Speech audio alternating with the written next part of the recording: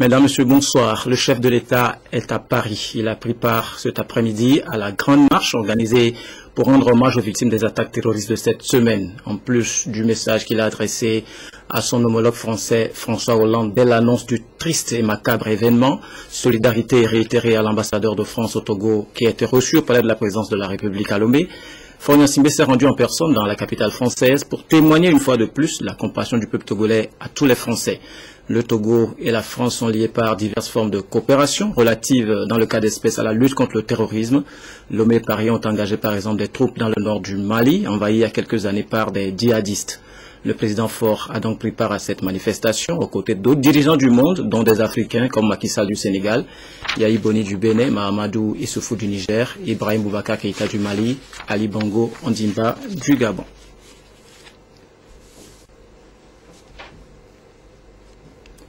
Voilà, vous suivez là l'accolade entre le chef de l'État et le président français. Paris était donc la capitale du monde ce dimanche. Une marée humaine s'est déferlée dans les rues pour condamner l'attaque du journal Charlie Hebdo et les prises d'otages sanglantes qui ont suivi. Cette marche, simple et symbolique au départ, a pris l'allure d'une apothéose avec la participation de hautes personnalités venues du monde entier. Toutes les divergences du monde se sont tues un instant pour faire front commun avec la France. Bras dessus, bras dessous, chefs d'État, de gouvernement, français ou non français, juifs, chrétiens, musulmans ou athées, ont réitéré dans la rue de Paris le principe du droit des peuples à disposer de la liberté de pensée, de religion et d'expression. Unis pour faire front commun contre le terrorisme. François Hollande, entouré d'Angela Merkel, Benjamin Netanyahou, Mahmoud Abbas ou encore David Cameron, sous les applaudissements de la foule.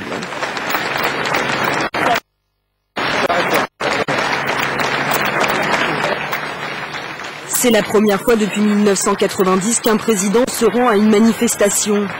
La première fois également qu'il est entouré des dirigeants du monde entier pour une marche et 7 minutes de silence dans les rues de Paris.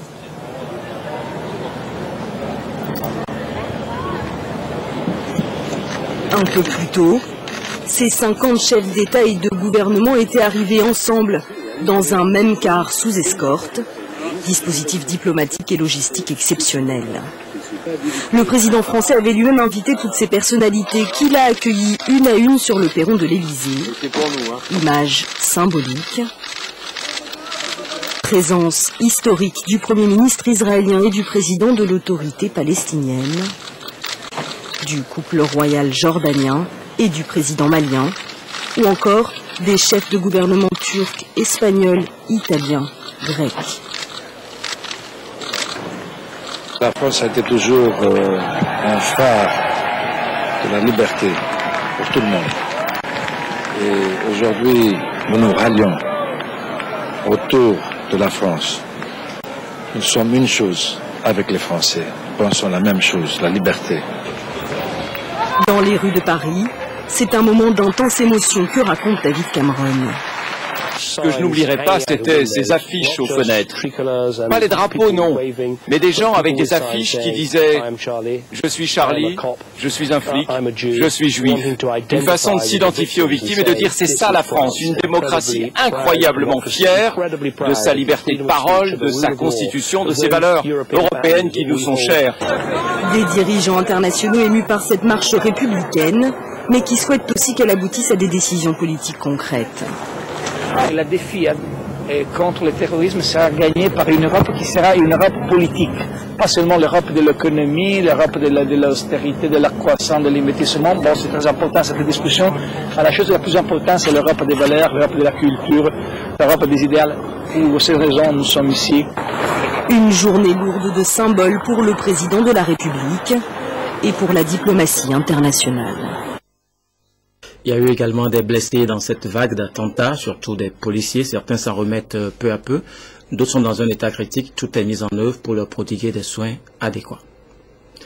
Pendant ce temps à Lomé, les médecins militaires de l'école du service de santé des armées poursuivent leur campagne de soins gratuits au profit des populations. Certains patients ont même été opérés. Ceux qui se sont sentis soulagés ont été libérés. Ils étaient arrivés dans un état de souffrance, parfois désespérés de leur mal. 3 jours de traitement et ces patients regagnent leur maison soulagés grâce à cette opération gratuite de consultation des médecins militaires de l'ESAL.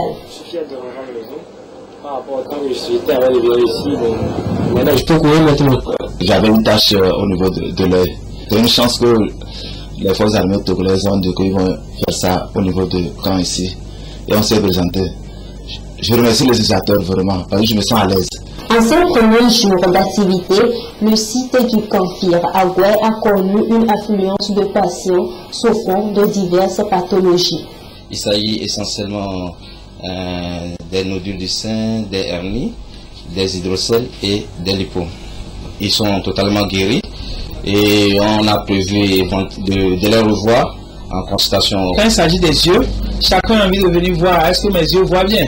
C'est pour ça qu'on est débordé par les maladies de tout genre des yeux qui au fait ne sont pas des maladies gravissimes pouvant entraîner la perte de la vue. À partir de demain, nous allons commencer par nous focaliser sur les pathologies opératoires de l'œil, les cataractes, les ptérygions. Donc nous invitons la population à se mobiliser, ceux qui ont la cataracte, ceux qui ont des problèmes de vue, pour qu'on puisse diagnostiquer si c'est une pathologie opératoire.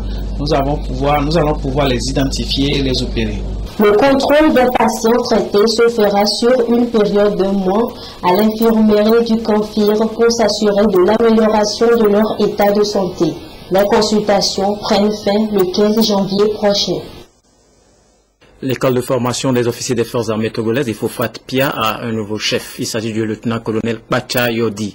Il a été établi dans ses fonctions lors d'une cérémonie présidée par le chef d'état-major général des forces armées togolaises, Nestor Mouzou. Le commandement change de main à l'école de formation des officiers des forces armées togolaises de Pia. Désormais, l'Ifofat sera dirigé par le lieutenant-colonel Pacha Yodi, en remplacement du lieutenant-colonel Monigoni Bongor, devenu chef du 4e régiment interarmes de Nikourma. Le chef d'état-major général des forces armées togolaises a présidé la cérémonie de passation de commandement. Officiers, sous-officiers et militaires du rang de l'école de formation des officiers des forces armées togolaises, de par le président de la République, chef des armées, vous reconnaîtrez désormais pour votre chef, le lieutenant-colonel Yodi Pacha, ici présent, et vous lui obéirez en tout ce qu'il vous commandera pour le bien du service, l'exécution des règlements militaires, l'observation des lois et le succès des armes du Togo.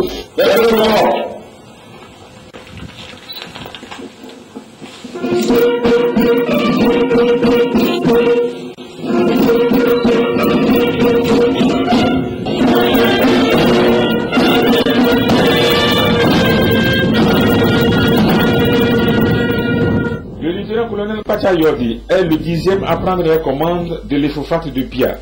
Il est nanti d'un certificat d'expert de la défense en management, commandement et stratégie et d'un brevet d'études militaires supérieures obtenu en 2011 à l'école de guerre de Paris. Avant d'être nommé à l'Ifofat, il était à la tête du Airbra, régiment blindé de reconnaissance et d'appui. Direction le Vaud, les populations célébraient samedi à Pézan, fête annuelle de retrouvailles et d'action de grâce à Dieu. La ministre du Développement à la base y était. Elle a invité les populations à adhérer au Fonds national de la finance inclusive pour combattre la pauvreté et à participer massivement aux opérations de révision des listes électorales qui démarrent bientôt.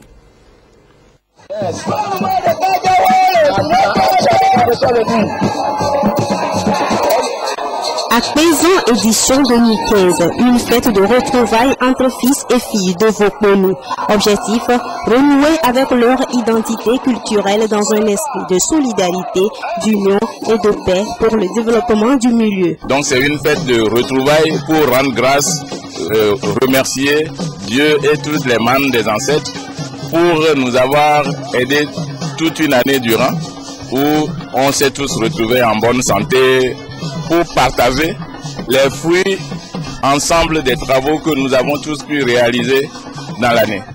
Et nous avons, par exemple, des activités de développement. Nous avons demandé, le gouvernement, le pouvoir de la place, nous a mis de l'électricité. Mais on est très fiers de ça parce que ça fait déjà 1 an et on ne pouvait pas faire la fête dans ces conditions. Et comme la fête est intimement liée aux questions de développement, la ministre Victoire Tomégan-Dobé et les responsables locaux en ont fait une aubaine pour rappeler aux populations les critères d'obtention du Fonds national de la finance inclusive au profit de la localité. Les fonds manquaient, le financement manquait et donc les femmes s'adonnaient beaucoup plus au champ. Or, leur problème crucial, c'est surtout pendant la saison sèche. Elles manquaient cruellement d'activité. Donc, avec FNFI maintenant, leurs AGR a évolué. Elles ont développé leurs AGR et donc ça devient une activité de substitution. Après Voponu, direction Papalakonu dans la même préfecture. Outre la sensibilisation sur le FNFI, les échanges ont porté sur les défis de l'heure. Et nous avons également saisi l'occasion pour sensibiliser la population sur la révision des listes électorales qui vont démarrer très bientôt. Expliquer ce que c'est un devoir civique pour tout citoyen. Et nous avons également sensibilisé les populations sur la nécessité de préserver la paix sociale qui est le gage de développement. Et nous avons également sensibilisé sur tout ce qui touche à la protection de l'environnement. Vous savez que dans nos zones, dans les localités, il y a beaucoup de feux de brousse qui causent beaucoup de dégâts. Donc c'est vraiment l'occasion pour nous de partager la vision du chef de l'État, de sensibiliser sur ces questions de vie sociale et faire en sorte que chacun soit conscient des efforts que le gouvernement déploie pour le bien-être des populations. Et nous avons également saisi l'occasion pour inviter les fils et les filles du milieu à beaucoup plus d'union. Parce que c'est en étant unis qu'on est encore plus fort pour combattre l'immobilisme, combattre la pauvreté, mais également unis et forts pour aller encore plus loin